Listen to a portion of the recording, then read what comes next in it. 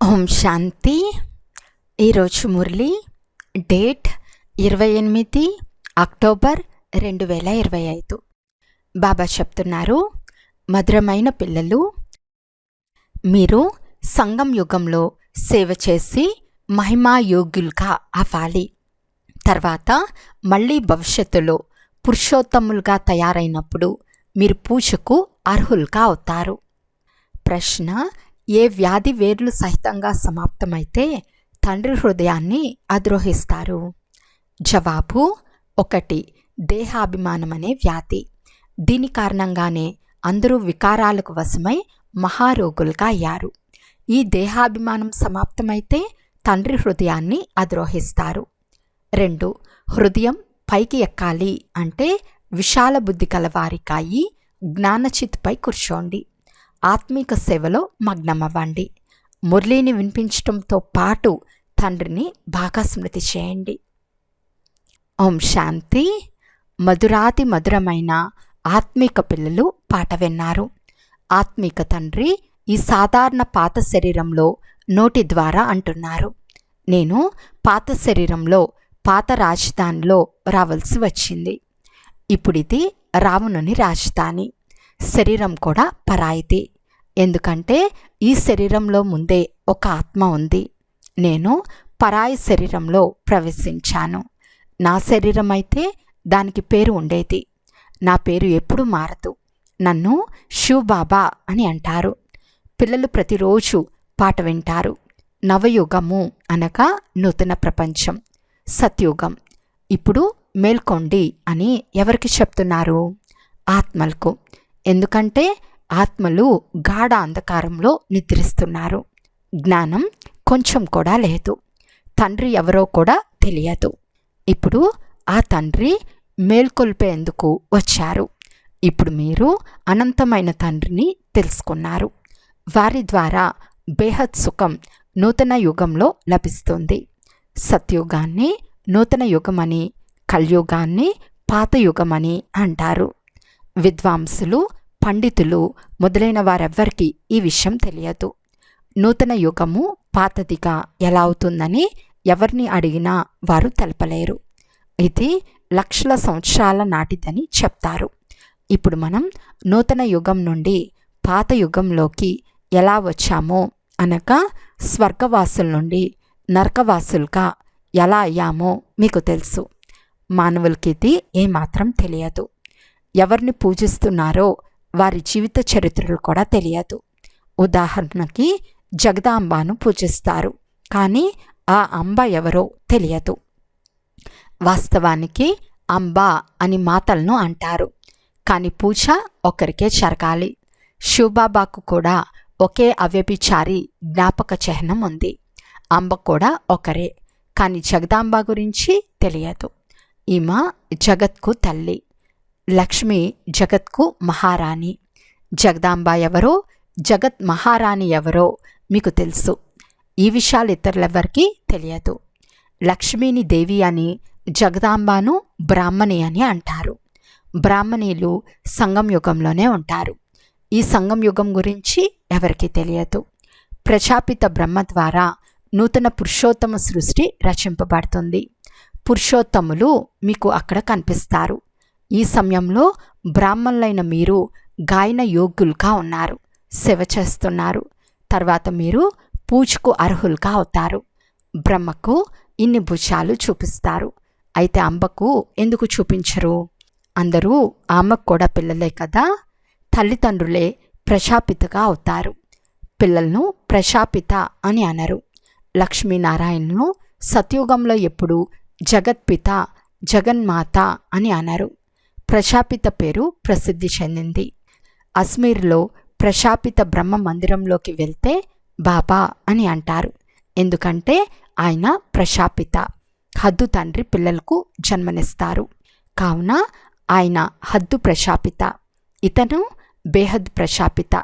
శివబాబా సర్వ ఆత్మలకు అనంతమైన తండ్రి. పిల్లలైన మీరు ఈ భేదాన్ని కూడా రాయాలి. జగదాంబ, సరస్వతి ఒక్కరే, కానీ వారికి అనేక పేర్లు ఉంచారు. దుర్గా, కాళీ మొదలైనవి. మీరంతా అంబ, బాబా పిల్లలు, ఇది రచన కథ. ప్రజాపిత బ్రహ్మ కూతురు సరస్వతి, వారిని అంబ అని అంటారు. మిగిలిన వారంతా ఆమె కుమారులు కుమార్తెలు, అందరూ దత్తు సంతానమే. ఇంతమంది పిల్లలు ఎలా ఉంటారు? వీరంతా ముఖవంశావళి పిల్లలు.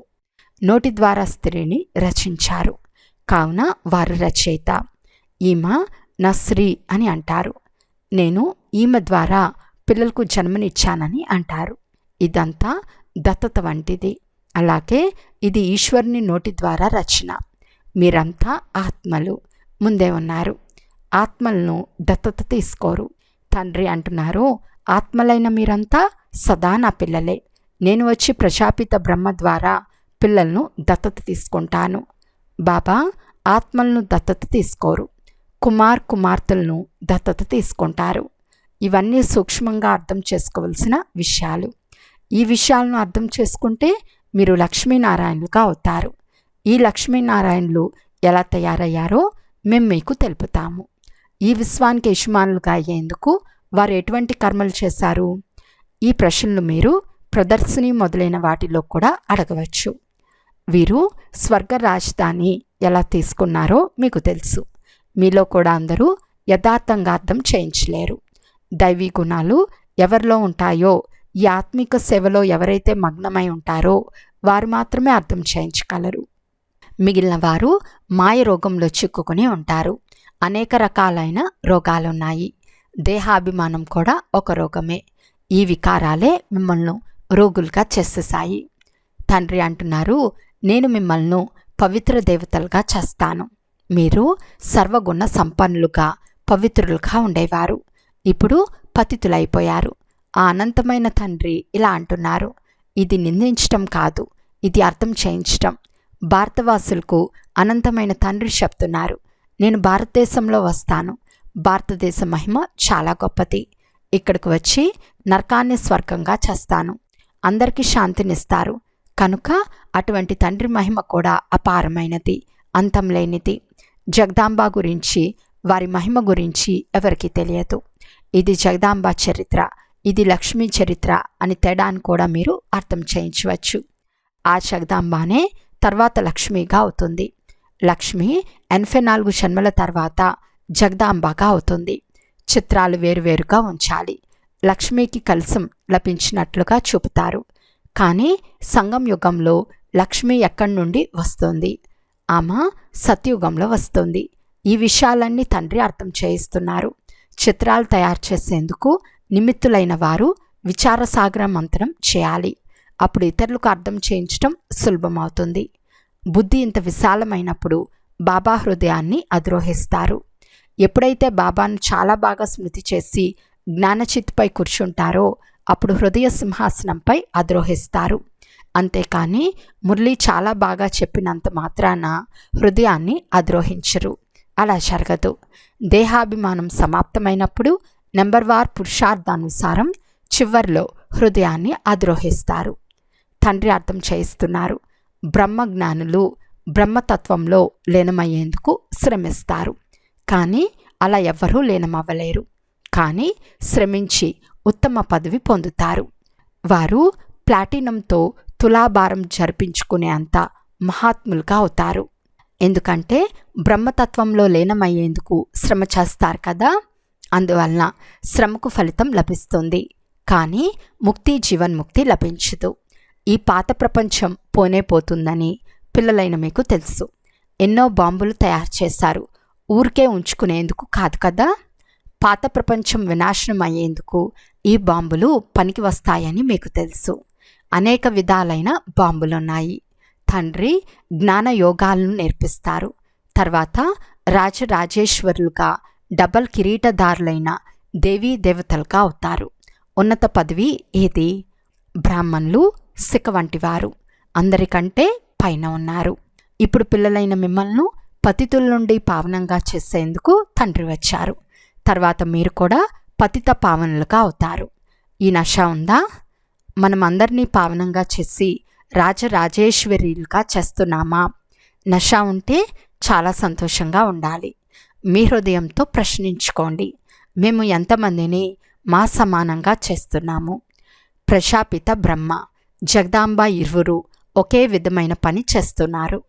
బ్రాహ్మణులను రచిస్తారు. శూద్రుల నుండి బ్రాహ్మణులుగా తయారయ్యే యుక్తి తండ్రే తెలియచేస్తున్నారు. ఇది ఏ శాస్త్రంలోనూ లేదు.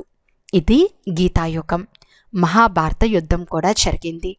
రాజయోగం ఒక్కరికే నేర్పించి ఉంటారా?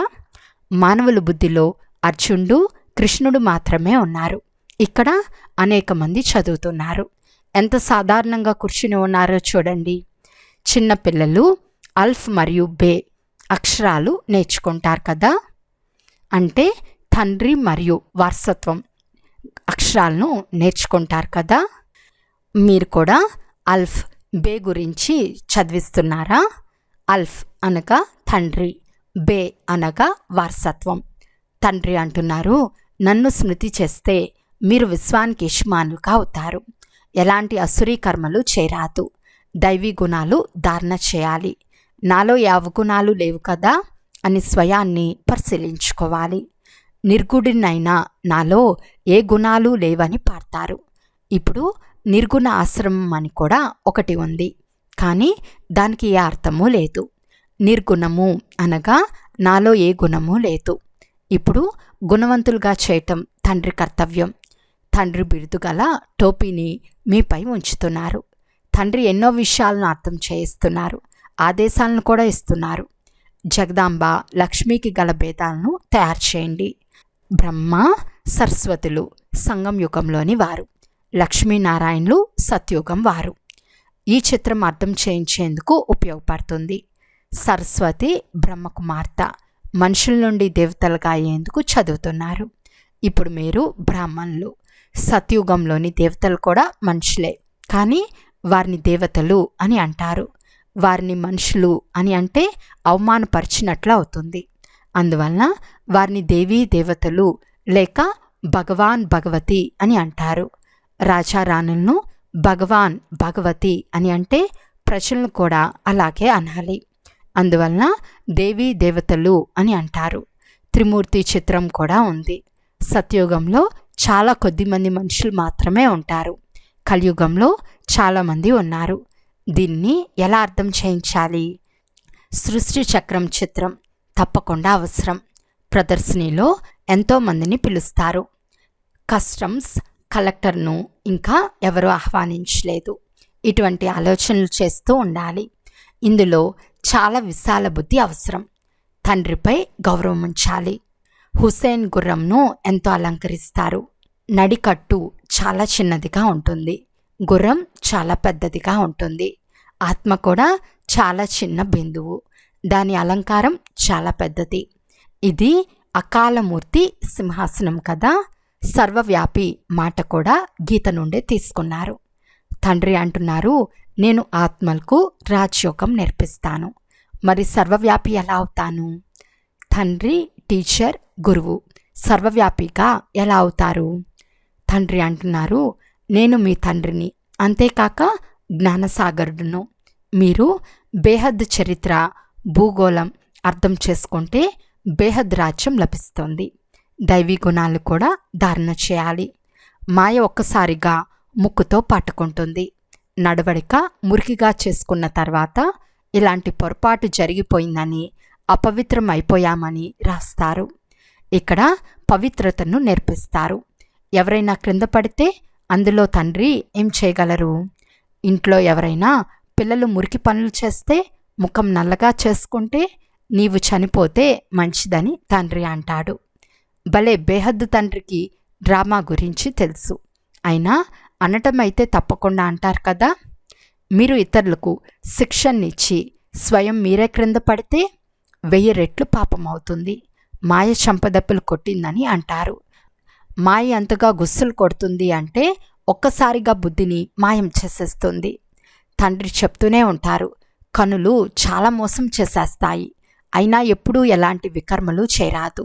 తుఫాన్లు చాలా వస్తాయి, ఎందుకంటే మీరు యుద్ధ మైదానంలో ఉన్నారు కదా. ఏం జరుగుతుందో కూడా తెలియదు. మాయ వెంటనే చంపదెబ్బ వేస్తుంది.